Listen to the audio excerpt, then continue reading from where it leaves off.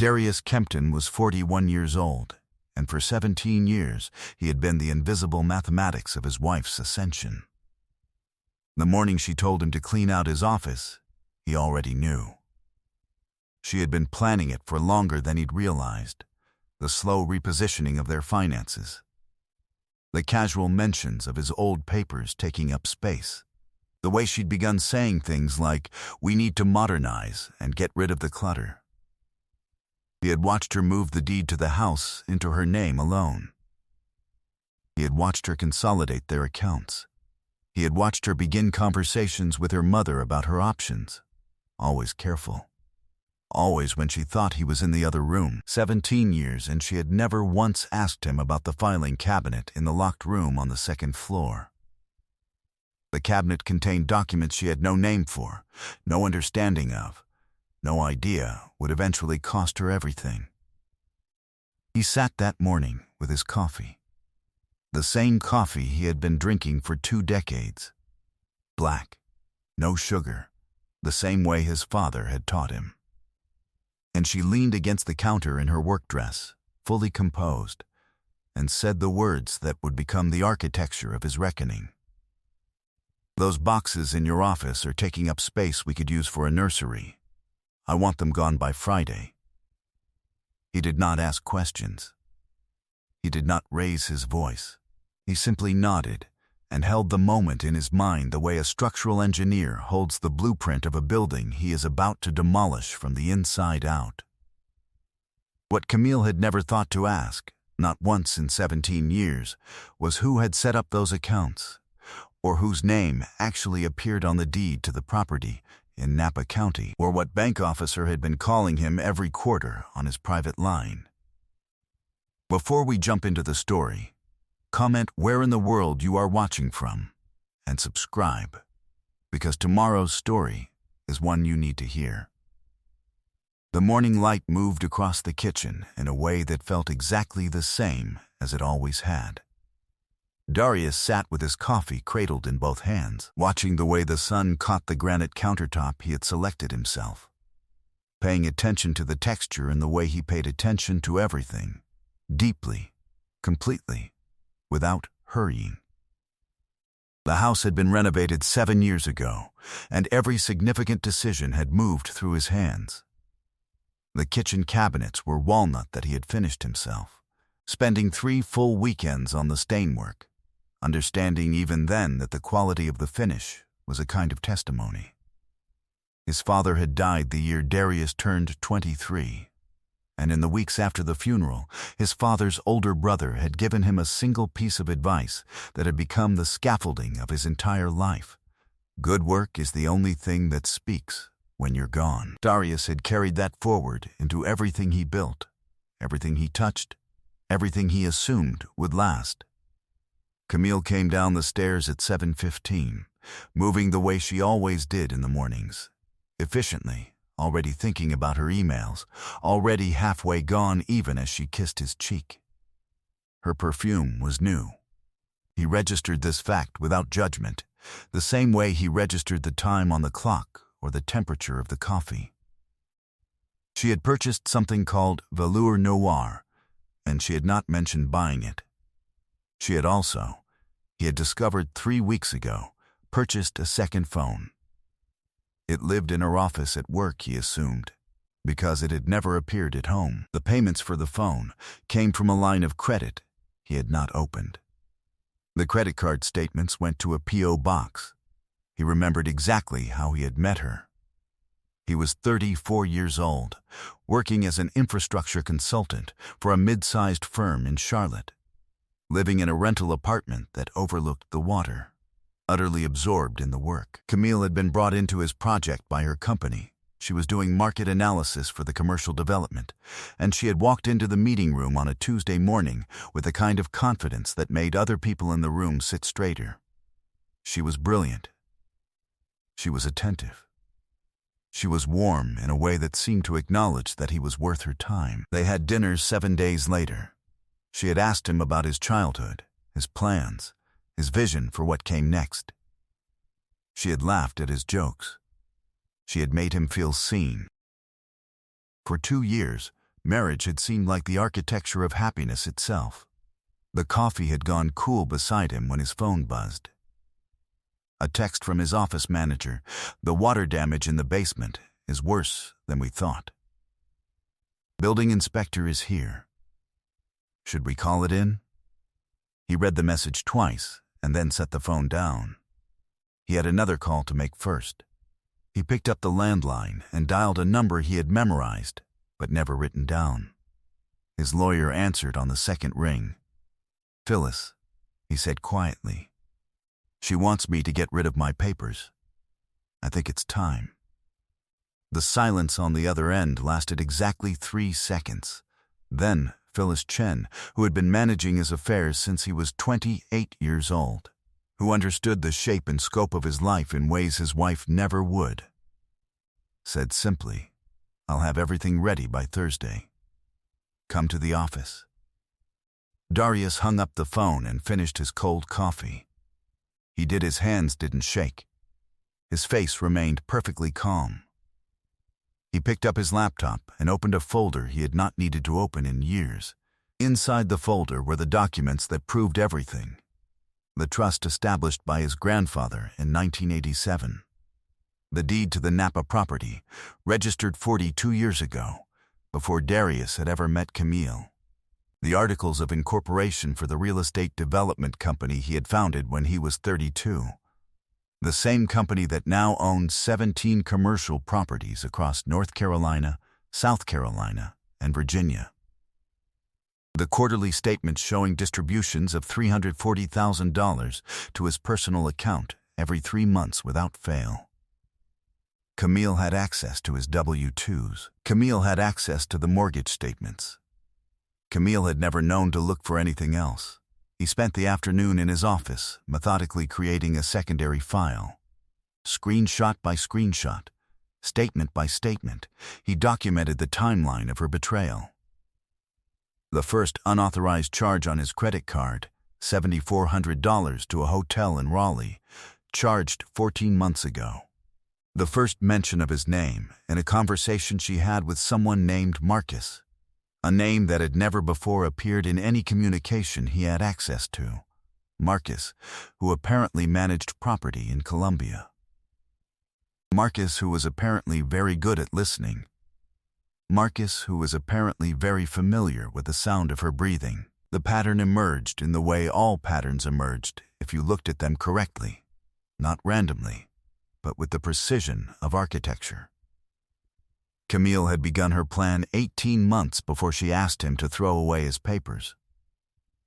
18 months of reconstruction. 18 months of moving money into accounts he wouldn't notice. Small amounts. Never more than $8,000.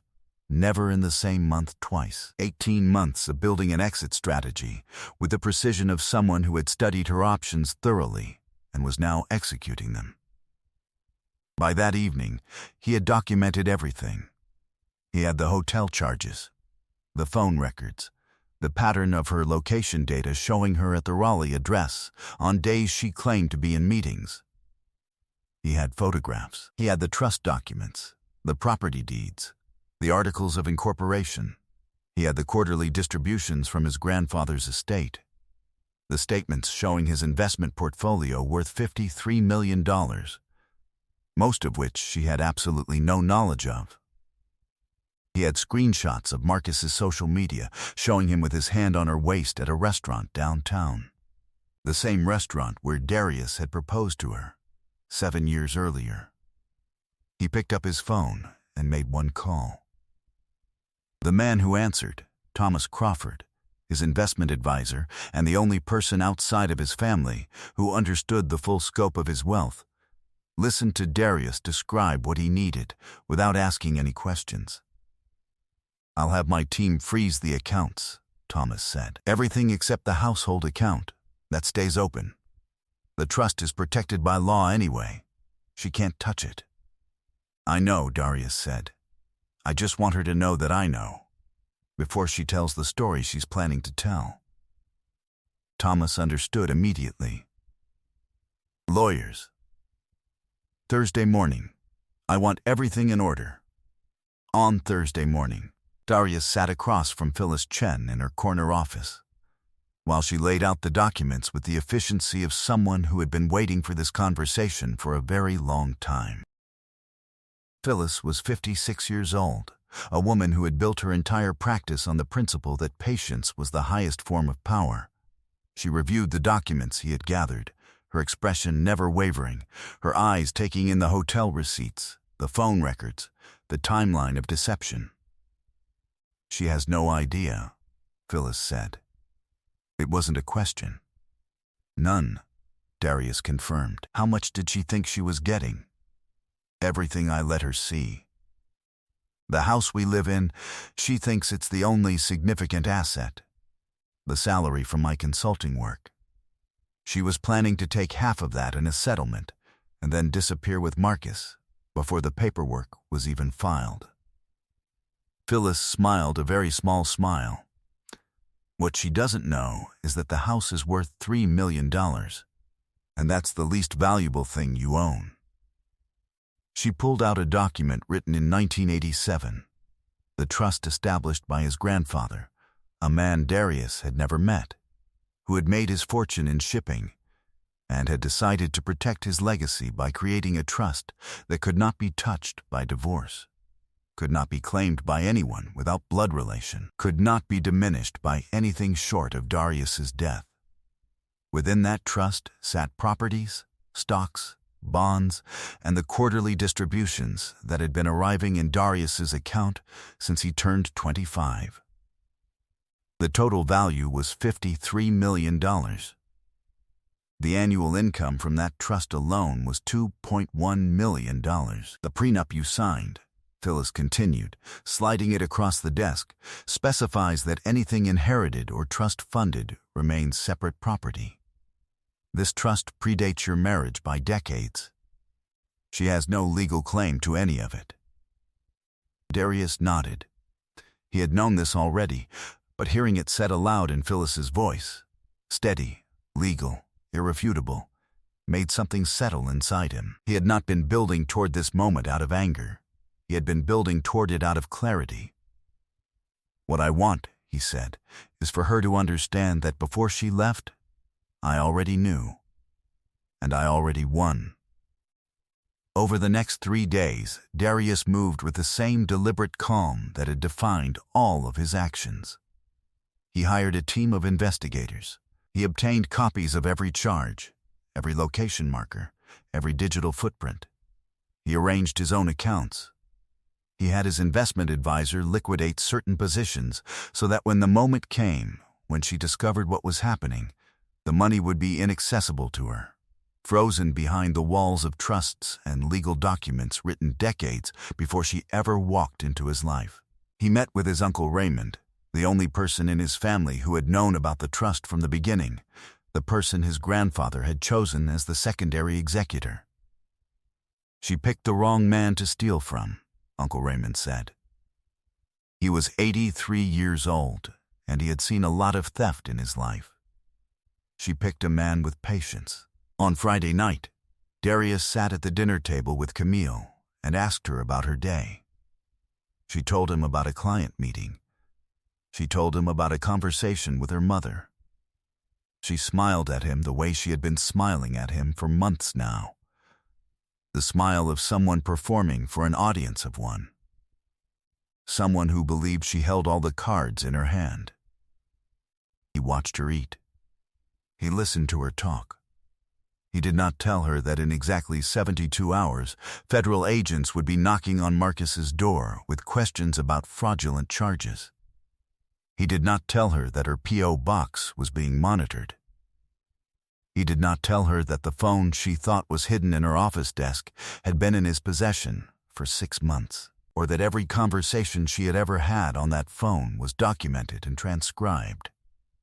He did not tell her that she had already lost. Some things you don't need to say. The confrontation happened on a Tuesday morning in Phyllis's conference room. Darius had sent Camille a calendar invitation the night before, a meeting with the accountant, he had written, marking it as urgent. She arrived on time, still confident, still moving through the world as though her plan was proceeding exactly as designed. Phyllis was there. Thomas Crawford was there. Uncle Raymond was there. Marcus was not there, because Marcus had retained his own lawyer and was currently negotiating with federal authorities about the tax fraud charges that had materialized when investigators discovered he had been using Camille's finances to shelter income from his actual business, a real estate scheme that was considerably less legitimate than Camille had been led to believe. Darius sat at the head of the table. "I want to show you something," he said. His voice was perfectly even. "I want you to understand exactly what you are walking into." Phyllis placed a document on the table. The trust. 1987, his grandfather's name. The value, $53 million. Camille's face did not change for a moment. Then, it did. "You asked me to get rid of my old papers," Darius continued. The papers in that filing cabinet were the trust documents, the property deeds, the articles of incorporation for the company that owns 17 commercial properties. You never asked about them because you assumed there was nothing there. You were wrong. He placed the next document on the table. The Napa property deed. The land was worth $8 million. The building on it was worth another $6. The house we live in, Darius said, is worth $3 million. It is registered in my name alone because my grandfather taught me that good men keep their own property. He did not raise his voice. He did not perform anger. He simply spoke facts. The quarterly distributions from the trust come to $340,000. They arrive in an account you have never been able to access. The total value of my investment portfolio is approximately $53 million. The annual income generated from that portfolio is $2.1 million. Camille opened her mouth to speak. No sound came out. "I have copies of your hotel charges. I have the records of your second phone. I have the phone records showing your conversations with Marcus, who incidentally is currently being prosecuted for tax fraud. I have your location data. I have copies of the drafts of the divorce petition you prepared, but never filed. I have the analysis of the accounts you were moving money into, $8,000 at a time, $72,000 total, from a line of credit I did not authorize. I have all of it." Uncle Raymond placed another document on the table. The prenup, specific language, paragraph 3. All assets acquired prior to the marriage, or inherited or received by gift from family sources, shall remain the sole and separate property of the acquiring spouse, and shall not be divisible in the event of divorce. "Everything I own," Darius said, "was either inherited or acquired before I met you. Legally, mathematically, and permanently, you are entitled to absolutely nothing." "Darius," she began. "I'm not finished," he said. His voice was still calm, still steady. "I have contacted my investment advisor and frozen every account except the household account. That money will be used to pay the mortgage and the expenses of the house where you will live while we go through the divorce that I am filing today. I have contacted my accountant. The business accounts are protected by corporate structure. I have contacted federal authorities about the fraudulent charges and the second phone and the coordinated activity with Marcus, whose real estate company is currently the subject of an heirs investigation." Phyllis slid a thick folder across the table. "These are copies of all the documentation I just described. This is a draft divorce petition that I prepared. In this petition, you will receive alimony of $30,000 per month for 5 years, after which it terminates. You will receive no portion of the house, which will be sold and the proceeds returned to my client. You will receive no portion of the business assets, the trust, the investment portfolio, or any property acquired prior to the marriage. You will receive a one-time settlement of $500,000. That's fair, Darius said quietly. Generous. Actually, my uncle wanted to give you nothing. Camille's voice came back. It was small. I love you. No, Darius said. You loved the idea of what you thought I was. You loved the image of the man you were planning to steal from. You did not love me. If you had loved me, you would have asked who that man was before you decided to destroy him. He stood up. I want you out of the house by next Friday. My attorney will provide you with a list of real estate agents. You'll need somewhere to live. I suggest you stop spending money on hotels and figure out what comes next. Sign the petition. Take the settlement. Don't make this harder than it has to be. He walked out of the conference room without looking back. 18 months had passed like water. Darius stood on the deck of his house in Napa, watching the morning come over the vineyard he had purchased 15 years ago, before he ever met Camille, knowing that this land would outlast her by decades. The house here was smaller than the one in Charlotte, just 4 rooms, just what he needed, just what his hands had built over time. He had renovated every inch of it himself. The floors were reclaimed oak from an old warehouse in Sacramento. The railings were wrought iron, custom forged by a blacksmith in Sonoma. The deck he was standing on was redwood he had selected plank by plank. Renee came out with 2 cups of coffee. She was a structural engineer with her own firm, and they had met 18 months ago at a conference where he had given a presentation on adaptive reuse. She had asked him good questions. She had not tried to perform for him. She had asked him about his work before she asked him about his net worth, and by the time she knew the second thing, she already knew the first thing and cared about it more. They had moved slowly. There was no performance between them, no urgency, no narrative of destiny. She simply appeared most mornings with coffee and stood beside him watching the light change. The vineyard is producing well, she said. The new rows are taking. Patient work, he replied. The news about Camille had filtered back through mutual acquaintances and the kind of informal networks that carry information in cities. She had moved to Portland. She was working in marketing for a mid-sized firm. She made approximately $60,000 a year.